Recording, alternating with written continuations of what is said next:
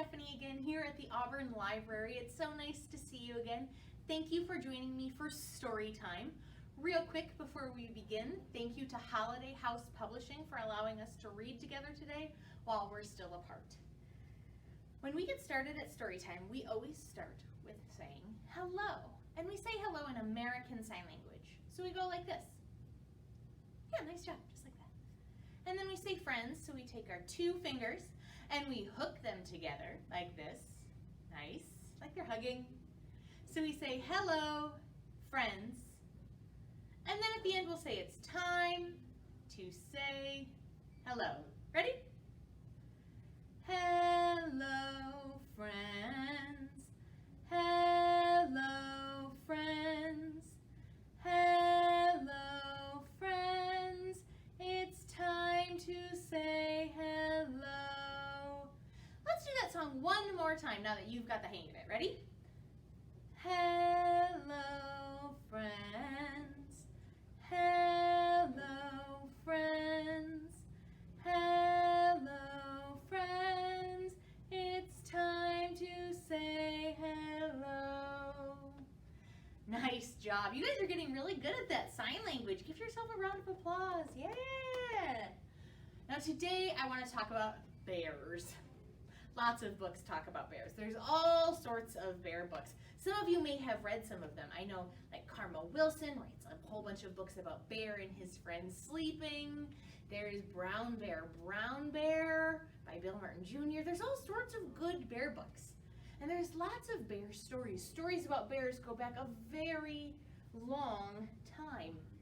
But do you know all the different kinds of bears? I didn't until today when I had to look up some of these bears.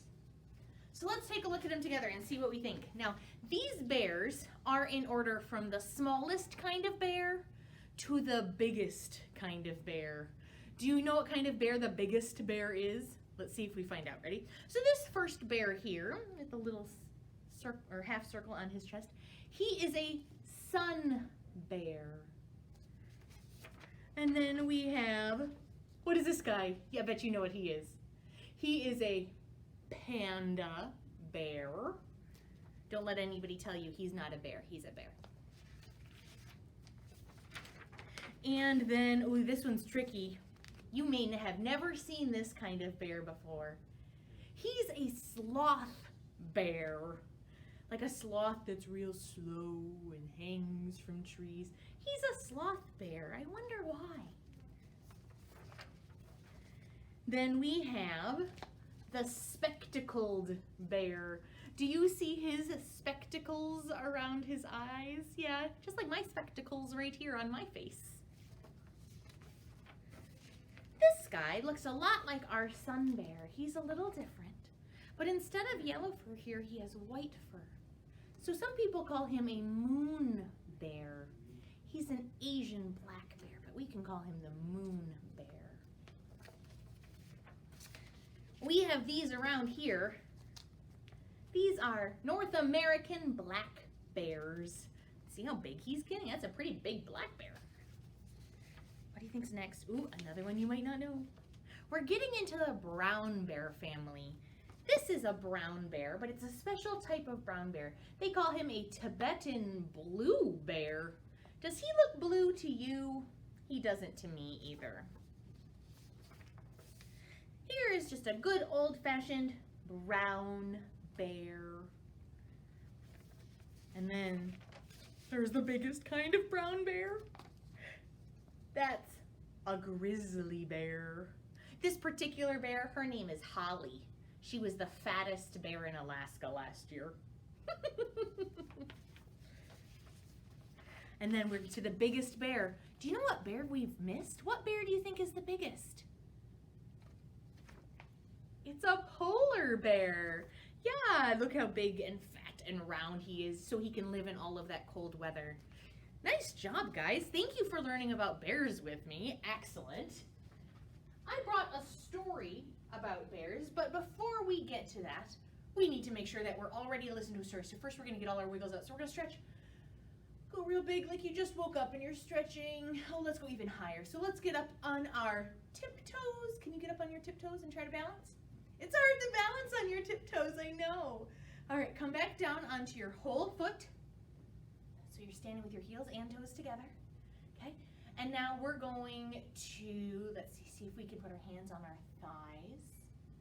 Remember, try not to bend your knees, only your hips right here. Put your hands on your thighs, and then down to your knees. That's pretty far. Do you think we can go farther? I think so too. Ready? And go down to your shins. Okay, one more. Can you get down to your toes? Oh, that's a long way down. Come back up.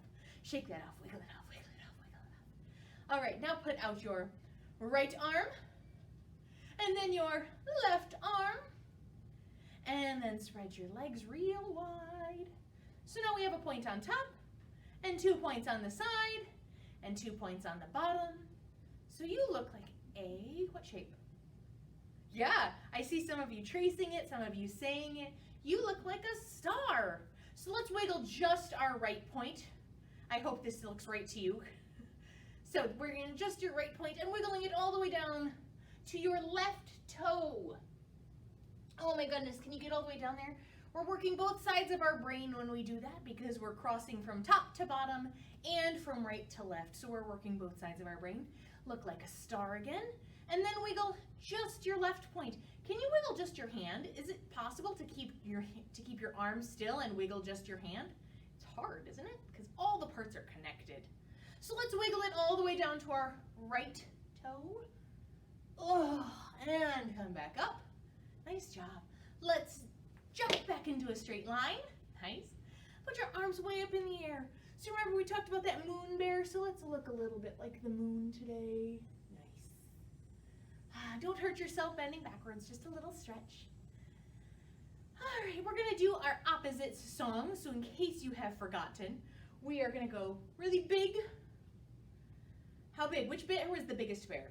So we're gonna do polar bear size arms, nice. And then we're gonna come back down to small. Now the sun bear was our smallest bear, so we're gonna do sun bear sized arms. And then we're gonna go short, so see if you can get as short as a sun bear.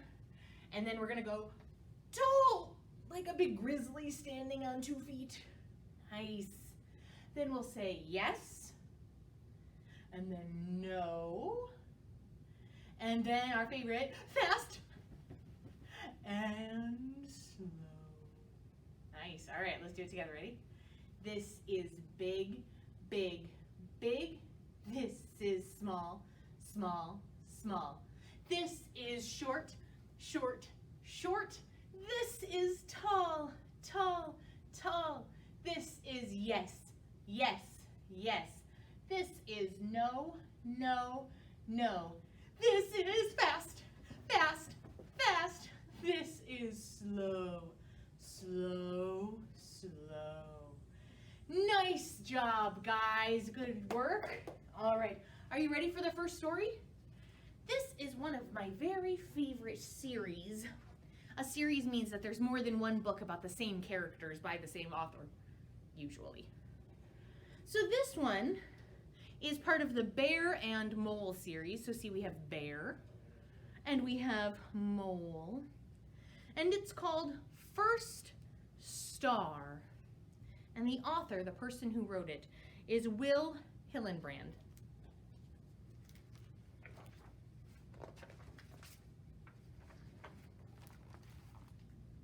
Mole gazed up. Can you gaze up? Yeah. May we sleep under the sky tonight? Asked Mole. I want to see the stars turn on. We can hike to Camp Tip Top, said Bear. Will we get lost in the dark up there? Wondered Mole. No, said Bear. We'll be together. Okay, let's go, said Mole. Bear rolled. What is he rolling up? It looks like maybe the tent, so he can put it in his backpack. Mole stuffed. Looks like he's in charge of the snacks. They put on their packs. Can you pretend to put on your backpack like we're gonna go on a hike together? Nice. Mole climbed up, pretty high. Bear picked. Yum, yum, yum. He looks like he's picking blueberries. Together, they clambered. That's a weird word. Clambered is when you climb really fast. So can you climb over lots of obstacles really fast? Nice. Then they made camp. Will it be getting dark soon? Asked Mole. Not for a while, said Bear. I don't want to get lost in the dark, whimpered Mole. Let's go back home. I'll tell you the story of First Star, said Bear. It will tell you how to find your way. Long ago, first Father Bear, first Mother Bear, and first Baby Bear lived here. They played, they bathed, and they ate lots of berries, just like all bears. But they worried. The night was always very, very dark. They could not see. So first Little Bear helped his mother dig up white clay. They shaped it into a ball. The ball was Moon. Moon shone brightly. Look, Bear, I see a funny face on Moon, called Mole. Do you see a funny face? It's hard to see. There's maybe a little smile right there. Yeah. Then first Little Bear scattered white stones into the darkness. They became the stars. Bear, look! I see the white stones. I mean the stars, Mole chuckled. After that, first Father Bear reached up high. He pushed hard, hard, hard on one star. Can you guys find a star and push really hard on it? This star will not move, he said. It will always point north. We will never be lost in the dark. He named it First Star. First Father Bear then made a star picture of First Little Bear. First Star became his tail. I see his tail, Mole giggled. Dark is not so dark if you know where you are, Bear said, smiling. What is that? It's flying across the sky, marveled Mole. It's your lucky star, said Bear. Now, make a wish. Can you imagine there's a shooting star coming right across? Close your eyes, make a wish, just like you would on a birthday candle. Have you ever seen a shooting star? We've had a lot of them this summer. But isn't that a cool story? Now, the first star in this book we call the North Star. It's real. We have it in the sky every day around us. When you look up at night, you can usually find the North Star if you live around here in Bay County. I have a cool story about the North Star, but I want to show you a picture of it first. So when we find pictures in the sky, and people have been finding pictures in the sky for a very long time, kind of like a connect the dots puzzle, when we find pictures in the sky, they're called constellations. And these two constellations here have a couple of different names. You might have heard of the Big Dipper and the Little Dipper. So now the Big Dipper is part of a bigger constellation called the Big Bear. But the little one over here, Little Bear, is the Little Dipper. If you ever find the Big Dipper in the sky, there will be two really bright stars, and if you follow them across, you'll see an even brighter star. See right at the tip of Little Bear's tail. Yeah? The star at the tip of Little Bear's tail, that's the North Star. If you see that, you'll know that you're always pointing north. But, these bears have long tails. The bears we have don't have long tails. We've got short-tailed bears. I know somebody who knows the answer about why these bears have long tails and our bears have short tails. Can you wait just a second and I'll go get my friend and he'll be able to tell you a story? Okay, wait, hang on just a second.